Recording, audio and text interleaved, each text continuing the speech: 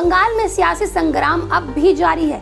दरअसल Calcutta high court ने बुधवार को पश्चिम बंगाल की मुख्यमंत्री ममता बनर्जी पर 5 लाख रुपए का जुर्माना लगाया। कोर्ट ने मामले में टिप्पणी करते हुए यह भी कहा कि ममता बनर्जी ने न्यायपालिका की छवि धूमिल करने की कोशिश की है। आपको बता दें, ममता पर यह जुर्माना उनकी चुनाव याचिका की सुनवाई से जस्टिस कौशिक चंदा की बेंच को हटाने की मांग के बाद लगाया गया है। दरअसल ममता ने जस्टिस चंदा पर भाजपा से संबंध होने का आरोप लगाया था और याचिका दायर करते समय ममता की ओर से यह भी कहा गया था कि जस्टिस चंदा की कथित फोटो सामने आई है जिसमें वह भाजपा नेताओं के साथ दिखाई दे रहे हैं। ऐसे में उन्हें इस केस से हट जाना चाहिए। वैसे आपको बता दें पूरा मामला है क्या। 2 मई को देश के 4 राज्यों और 1 केंद्र शासित प्रदेश में हुए विधानसभा चुनाव के नतीजे आए थे और शानदार बहुमत के साथ ममता दीदी तीसरी बार बंगाल की मुख्यमंत्री बनी। लेकिन अपनी पारंपरिक सीट भवानीपुर खाली छोड़ दीदी हॉट सीट नंदीग्राम से चुनावी मैदान में उतरी। पर मुख्यमंत्री नंदीग्राम सीट पर बीजेपी के शुभेंदु अधिकारी से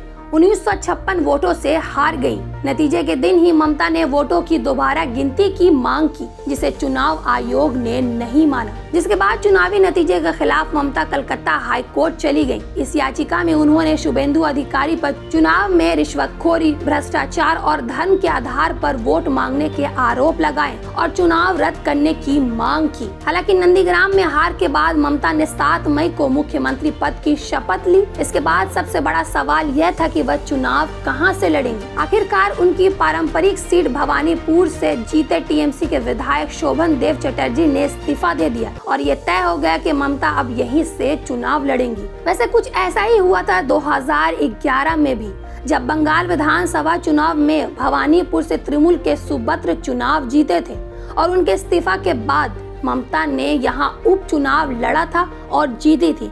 2016 में भी वे इसी सीट से लड़ी और जीती। दी कंटाप से बुशरा की रिपोर्ट।